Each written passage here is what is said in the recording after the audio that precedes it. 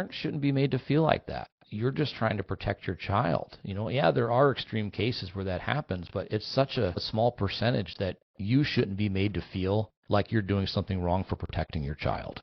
Yeah, definitely. I mean, like back to what you said, that it's important to be able to feel like you can open up to people, and just having a community, even having just one person that you can talk to about the nitty-gritty details of what's going on with your child. Or, I mean, I've had many times where I've been up all night long just sitting there thinking, what if he just stops breathing right now? Like, it's just, is he gonna drop dead like any minute? That was our first thought when we got the diagnosis that first night, was, is Ozzy about to pass away? Like, are we about to lose our son? And that's something that comes up throughout treatment. I think that's something that's going to come up, forever, honestly. But I've definitely, as we got along further into treatment, there's a nonprofit here in Northern California, and it's moms who have created a group chat with each other within the Northern California hospitals who, are all in your area basically.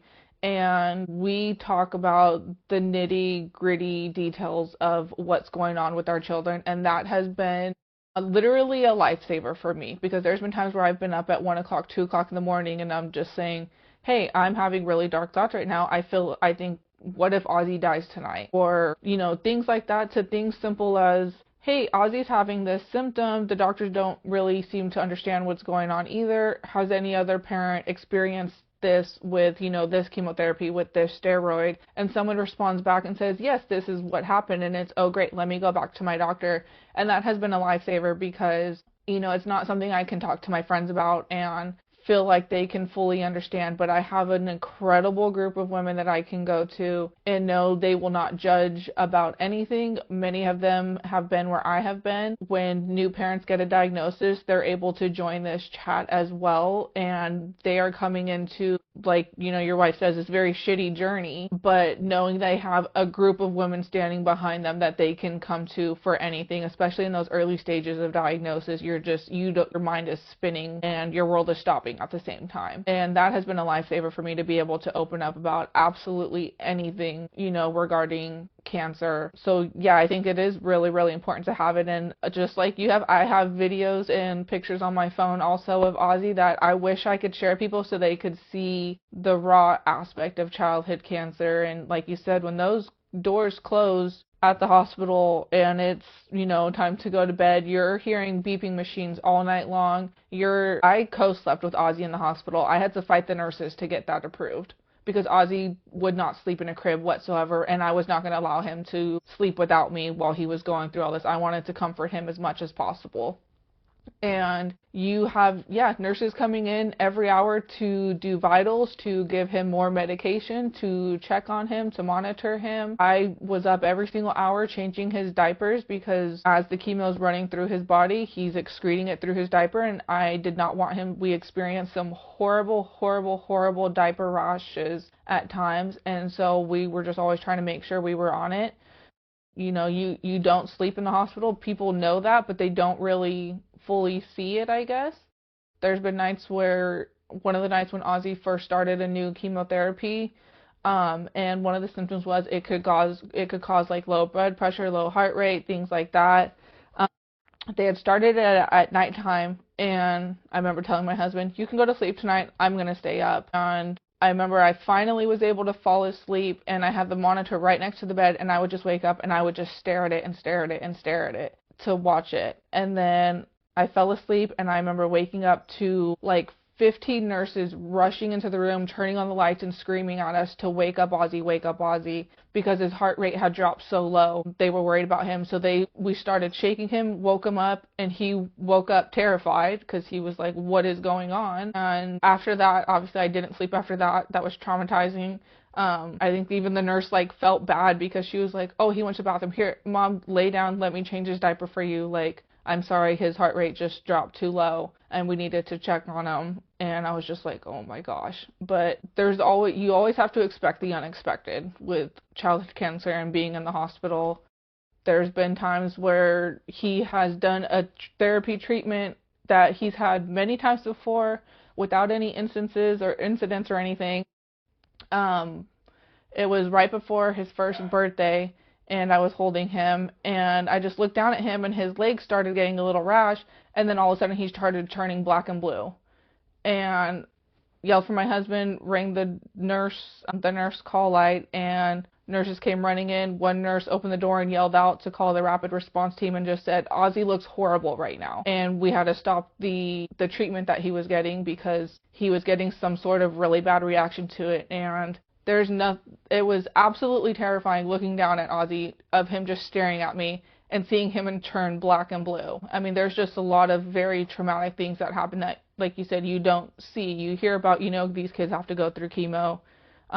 Ozzy, with his treatment, he gets a lot of spinal taps. Like, I can't even count how many spinal taps he's had. It has been so many. I actually have like a chart going, so the end of treatment I can really tally it up and see. But I remember the first few times of having to hold him while they pushed in the anesthesia, and he would go limp in my arms from the anesthesia, and once I would leave, I would just start bawling because the feeling of him just losing all control of his body and just going to sleep in my arms was something I did not like whatsoever. That's something you have to do also with childhood cancer. And yeah, there's definitely a lot of nitty-gritty stuff that you can talk about, but nobody wants to hear about it. I don't want to hear about it. I don't like to see it, but I know that's the reality. And, anything to be able to, whether it's, raise more awareness, raise more funding for treatment so we can find better treatment for them to not have to do these, crazy chemotherapies that are going to essentially, hopefully, cure the cancer, but also you got to worry about all these other symptoms. The cancer, you're told, the cancer can kill them if it's not treated. But the chemotherapies, there has been so many instances where the chemotherapies have gotten to kids as well before the cancer actually did, because they're just so intense and it's literally poison going into their body. But you kind of have to pick your poison, honestly. Yeah. No, that we shouldn't have to be putting our kids through the treatments that they're going through while also looking at 2 pages worth of side effects that they're most likely going to go through, whether it's going to be, lifetime heart issues or breathing issues, or essentially, for our daughter, I know, and for a lot of girls, not being able to have kids later on in life, losing their hearing, their sight, their hair, all of that kind of stuff. And, I get it. We understand what chemo is. Chemo, in the simplest sense of the word, is a bulldozer that essentially knocks everything out of you, which is why your hair falls out, because it's a quickly, rapidly growing cell. That's the easiest way to explain it. There has to be a better way, though, to treat specifically what's going on. And I will say this, I have met some really incredible people along this, this path of ours over the past 5 years. There are advancements that are happening. There are things that are coming down the line that are going to give our kids a better chance. But for us, it's always bittersweet. You know what I mean? We obviously didn't have those opportunities and those chances. And our options were A or A. That was it. There was no B. And that's a bad way to look at things, because while childhood cancer itself is not rare, and you will never get me to agree to say the fact that it is rare, it is the individual types that are the subtypes of cancers that these children are getting. Our daughter's cancer, your son's type of leukemia, are very rare. They don't happen to who they're happening to. They just don't. Therefore, there's no protocols. There's no understanding. There's no rhyme or reason. We essentially like to think that there's a dartboard somewhere within the room, and they're throwing a dart at it and saying, okay, this is a treatment we're going to try. We're going to go for broke here. Here we go. And we're left out of a lot of these decisions. This is your oncologist, your team that are coming up with these plans. You hope that they're talking to other oncology teams around the country and coming up with the best idea. But I also believe that there's a severe lack of communication within oncology teams and doctors. We have noticed in our path, again, the 5 years, that they are very territorial. They don't want bad press. They want it to work. They want things to go the way that it goes to make them look good. And I'm not saying that they're doing it for vanity, but you also don't want on your record a bunch of kids that are passing away because of the treatments that you're administering. I will say you're only going to work with the tools you have in your toolbox, but if the advancements are coming down the line like I know that they are, and there's companies that are creating things that are working, why is there not more communication out there? Why are there not more things that we can offer to families, to children, to essentially not only give them a better chance, but take that list of side effects and eliminate it? because you're right. A lot of times what happens is that the cancer can be defeated by these drugs. But what it has to do to you in order to do that defeat of the cancer destroys your body to the point of no return. When you're told as a parent, obviously for us, for a 6, 7, 8-year-old daughter, for Ozzy being less than a year, when you're told, do not get any of this chemo on you. If they go to the bathroom, don't get it on you. It is severely toxic. And in your mind as a parent, you have to go, what the hell is it doing to the inside of their body that by the time it comes out that it's still that toxic? That there has to be a better way. There has to be a better way, because we know as parents, when you're going through this, that there's hope. There's hope based on the percentages that they will give you that can be arbitrary numbers of their survival, of their 5-year survival, of their 10-year survival. But we also know there's a 100% chance of exactly what's going to happen if we do absolutely nothing. But we're not given a lot of choices. It's put your child through this detrimental treatment plan, whether it's chemotherapy, immunotherapy, radiation, surgeries, all of that, and we'll hope for the best. And honestly, yes, I think that this community is built on hope, and I think that's what we have as parents. We have to use hope to get us through. We have to use hope no matter what to ensure that we can get up the next day and continue fighting for our kids and giving them the best opportunities. But the drugs shouldn't be working on hope. The treatment shouldn't be working on hope. It should be working on understanding, and it should be working on the science. We're told to believe it. We're told to trust it. And what else do we have at that point, And I want so badly to say that, at the very, and this is going to be any surgery. Any surgery, there's always a chance that something could go wrong, even non-cancer related, that you could pass under just based on what has to happen, okay? That's going to be the last side effect at the bottom of these pages that we have to sign as parents is death. But the one above it should not be secondary cancers from the treatment. Like, what are we even doing at that point if we're going to give you this? And I remember a story that came up when I was working with legislators trying to get something passed here, that it was a story based out of Pennsylvania, and it was a girl that was going through treatment. She finished her treatments, walked into the oncologist's office to get the 3-inch notebook of everything she needed to know, and all it listed in there was a list of the 12 different types of cancer she could get based on the treatment she had. So great job fighting and beating this thing, but the fight's not anywhere near over, because now this could all happen because of what you went through. It's really hard to think about, because at some point as parents, and in our case, and there are so many other cases out there, you unfortunately have got to make a decision of when is enough enough? When is it time for you to say, it's better this way? It's better not to do it anymore. And it is not a decision that anybody should ever take lightly, and know that they don't. And our decision is not your decision, and anybody else's decision is not going to be the same. You have to use your, the circumstances and all of that going on. But far too many families are faced with that. Is now enough enough? Is it time to just let nature do what it needs to do? No parent should have to do that. And I will argue till the end of the earth that we as parents are not built to do that. We are not built to lose our kids. It's just not. It's not the way that, no matter what you believe in, it's not the way God created us. It's just not the way. Yeah. I mean, like you said, hope is something you definitely hang on to. It's kind of, you have to hang on to it. Otherwise, I feel like it's what's going to try to pull you through everything.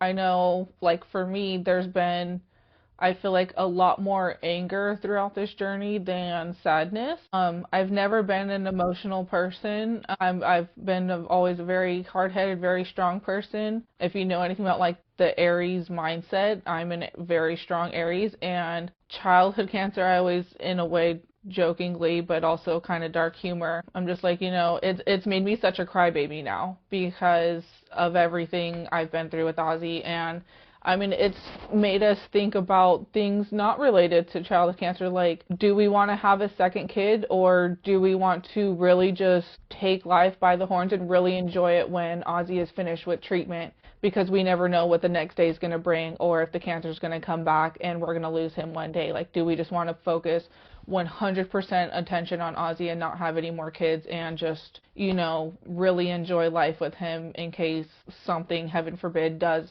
happen again. Religion is another thing that I've struggled with. I grew up not strictly religious, but I was raised Catholic, went to Catholic school, but I'm also Native American, and I, believe in an overall like higher power in the creator, which has brought a lot of comfort. But because of this journey, I know one thing you always hear from people is, I'm praying for you, I'm praying for you, I'm praying for you. And that's great, but I'm also have struggled a lot with, if there really is a God, like why the hell would he put my kid through something like this? Why would he make me have to understand that one day I might lose him to this disease or to chemo or whatever it may be? Like, why would he put my kid through so much pain? And I have had to hold Ozzy down while we do dressing changes, while he's screaming in pain from fevers, and while he's been so tired, but he's thrown up from chemo that his eyes were still closed while he's sitting there projectile vomiting, and then once he's done, he just goes right back to sleep. Like, why is that card being dealt to me? And that just, I don't want to believe in a God that would put me through that and put my kid through that.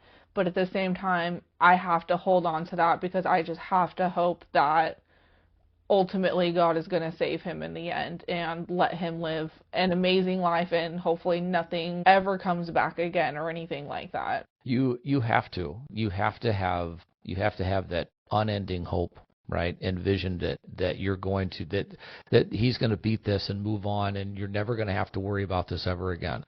I will absolutely say that I didn't grow up as super, religious. I know, we went to church, holidays and Sundays and stuff like that, but it wasn't like a super religious household. My kids all went to Catholic school, and one of the very first things that I asked my daughters when within a few days or right before our daughter passed, I said, are you going to question God? Are you going to question faith if she passes? And I think it was a super simple yes. And I think I did too. Absolutely, you question your faith. As a matter of fact, I think maybe my third episode of this podcast ever was the faith question. Like, why, there's obviously memes out there. There's the quote of, he only gives us, the strongest battles to the people he knows he can handle it. And it's like, I don't want to be that strong then. I don't want this fight. I don't want this battle. This isn't what I feel like I was put on this earth to do. I feel like I was put on this earth to be an advocate and a voice. I just don't think that this is what it was supposed to be a voice for.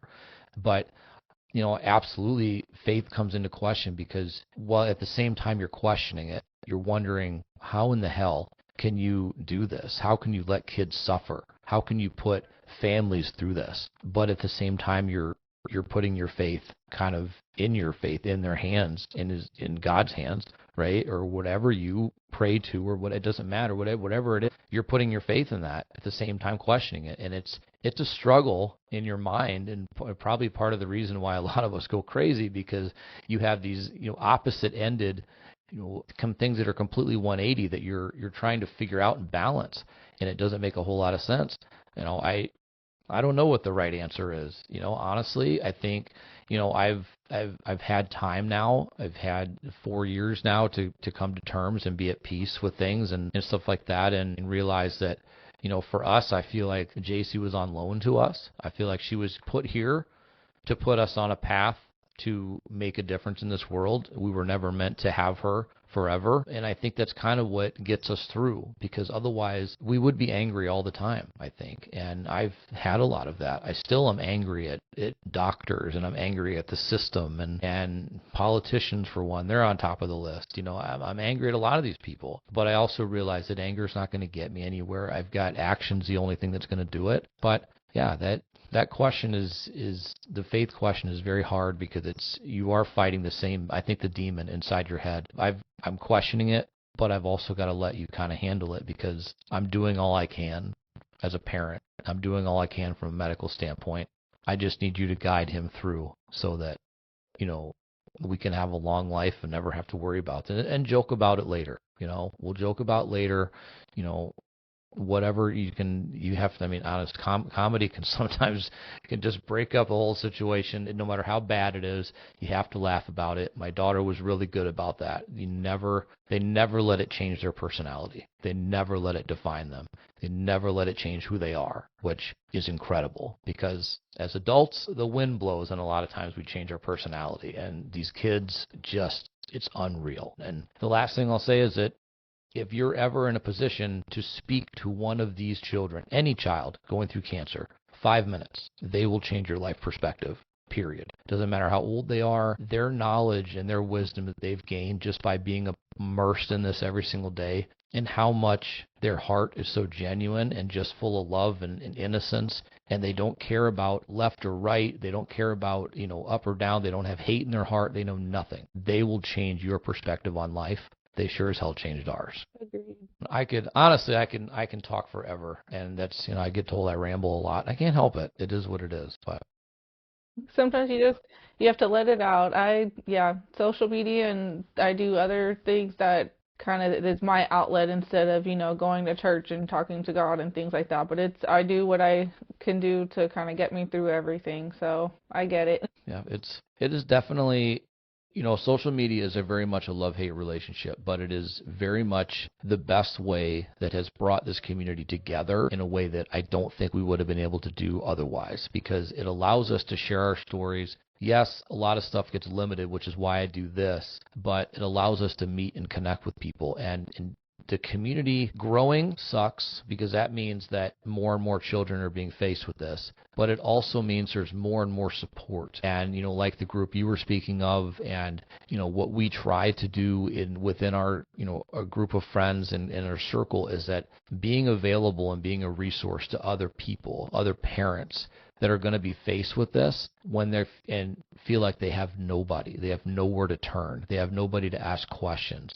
And while we're not going to give, direct medical advice, we can tell you exactly what we've been through, and you understand that when you hear one person that's got the same story and then 10 people that have the same story, you can kind of get yourself in the right spot, and you can definitely look for the questions. And, you always have to remember that whatever you're going through, you are at any moment when you're in with your doctor, your pediatrician, your oncologist, whatever, you're their only patient at that moment. Never be afraid to ask questions. It doesn't matter how minuscule. Obviously, all in school, nobody wanted to raise their hand and be the one in class that asked the questions, all right?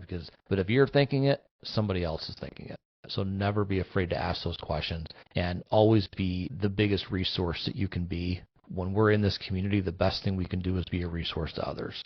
I honestly think it's the only way that we're truly going to make a massive change and a shift, is by being that resource that people just can't get away from. Yeah, agreed. Definitely. Every time I go to one of his appointments, I always have at least one question about his treatment, whether it's current treatment, past treatment, what the future looks like, whatever it is. I always have something for them to answer me to about. But yeah, if you ever question anything, don't, just because they're an oncology team or just because they're doctors, yes, you do trust them, but if there's something you have a concern about, raise your opinion to them and, question them about that, because they could come back and say, you know what, you're right, let's try this instead of this, or whatever the case may be. And yeah, there's nothing wrong asking questions to your child's oncology team about anything ever.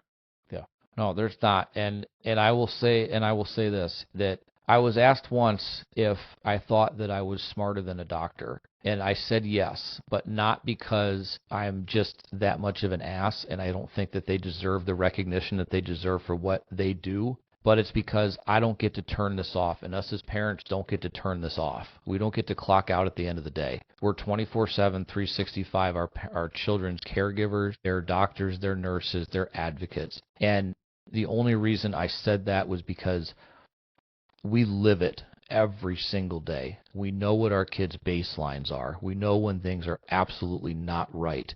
They're going off of numbers. They're going off of the mass majority of how, and like you said earlier, every single kid is different. How they handle the chemos, how they handle the treatments, it's all different. So I'm not ever knocking the doctors for what they do. But in a sense, I feel like, yes, as parents, we take the lead on this, which means sometimes they have to check their ego when it comes to listening to us, because we're not just out there Googling, although some of us are, which, it is what it is, but to ever question how much we understand is such a negative thing. And unfortunately, we encountered that. Anybody to ever question how much we understand about what's going on just proves that you don't understand how much effort we put into this to save our kids and how much effort we put into it to save other kids, because we don't want to see this happen to anybody else. We want this to go away. We want the numbers to go down. And unfortunately, they're going up. And so from that sense, as parents, we have to keep doing what we're doing.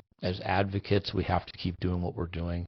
And we have to never let off the gas, because when we do that, that's when people start to forget that we're here screaming. Agreed. So is there anything else that you would like to share about Ozzy, or if you have social media that people can follow or anything like that where they can kind of keep up with this story, you can do that? My TikTok is just mnoel30, but I just share Ozzy's story on there, whether it's the day-to-day stuff, things from past treatment, things in general about childhood cancer. I share things on there if anyone ever likes to help, because I make like snack packs for Ozzy's clinic and the hospital as well, because he goes to 2 separate ones. But I make snack packs for them because sometimes, their appointments last a very long time, and sometimes they get very hangry and there's not always food options nearby for families or financially. So I just do things like that if anyone ever wants to help with that. Just my TikTok that I share. I'm always open to talking and sharing with other families, newly diagnosed, still in the fight, families who are done with treatment. I'm always an open book with families, no matter what it is, if they ever feel like they need to reach out or just vent, whatever the case may be, honestly. I think and so I will put all of the links, I'll put descriptions, everything will be in there. And I want anybody that's listening, please, it's not about the follows, it's not about the views, it's about the awareness. It's about everybody coming together, seeing these stories and realizing how many of us are really out here and getting away from that rare stigma that we have over our head, which is so terrible. But there are so many families that could just use the support of just your listening to what we're saying. That support of just being there is so much more important and powerful than I think people give it credit for. So the one thing that I do at the end of every single episode is I always ask my guests to give their best advice to the listeners, their best advice to other families, maybe newly diagnosed, people that are going through it. But I always ask that, so I'll put you on the spot and say your best advice to give to everybody. Oh gosh, the best advice I could give, I think kind of something we already touched on is just always trust your gut. Whether it's, like us at the beginning of diagnosis, trust your gut if you don't feel like you're getting answers. I've had to trust my gut during treatment when I feel like something's not right and brought something up to the doctors. Just always trust your gut. Constantly talk about, the treatment with your doctors. Oh my gosh, there's just so much. Yeah, I think just best advice I can give is just trust your gut and never be afraid to open up about anything, and just communicate with somebody about how you're feeling. Also, don't keep it bottled up, because it will destroy you and it will eat you alive, honestly. I think so. That is probably the greatest advice ever. Number one is always trust your gut, and especially the mama gut, which is never wrong. Okay, if there's something that you feel that is not right, that is off even a little bit, say something, bring it up. Don't think it's insignificant. Don't think it's too small. No, if it's something that doesn't look right about your child, which their baselines, trust what you feel inside and bring it up. Say something, go to the clinic, go to the ER, whatever you have to do. Always do that. And just never be afraid to speak up. Never be afraid to advocate. You are your child's biggest advocate. That's all there is to it. You are the only one that is going to be there to speak for them, to give them the voice that they absolutely deserve, especially when they're super young and they cannot speak and tell you what hurts and what doesn't feel right and all of that. You've got to be that advocate. And in the end, yes, it's going to be difficult, because, I like to be, I'm going to say I like to be non-controversial, but that's not true at all. I like to be controversial because I think that's the way that we get people to listen. I think you have to bring up topics and things like that. But when it comes to approaching your doctors, your medical team, any of that kind of stuff, Don't be afraid to step on their toes. Don't be afraid to hurt their ego, whatever. At that point, your kid is the most important thing. So again, the best advice ever, and I think that you gave it. I think we've talked about it. I hear it more often than not from anybody that I speak to, is it's that I knew something was wrong. I felt something was wrong. I was told nothing was wrong, but I knew something was there, and they figure it out. So I want to take this time and also just say thank you so much for reaching out to me and being willing to share your story. This is the best way that we're going to make awareness happen and we're going to make a change, is by continuing to share, continuing to kind of be anti-commercial, if you will, because we are not seeing on everyday life exactly what this disease is doing to our kids in our community. So I want to thank you for that. I wish you and your family and Ozzy all the best. And I can't wait to see what he does at 18 years old and turns this into something powerful and not a definition of his life, but a part of his life that puts him where he is at that moment. Thank you. Thanks for just giving me this opportunity to share his story, definitely, and everyone else too, honestly. But yeah, I hope it really does make a difference and is able to get seen and helps other families, honestly. So thank you. It is absolutely my pleasure. And everybody, you'll be able to get the links to where you can follow her story and Ozzy's story. And also you can help out if you want to. And I appreciate everybody listening. And we will be back next week with another episode. So thank you all and have a great one. Thanks.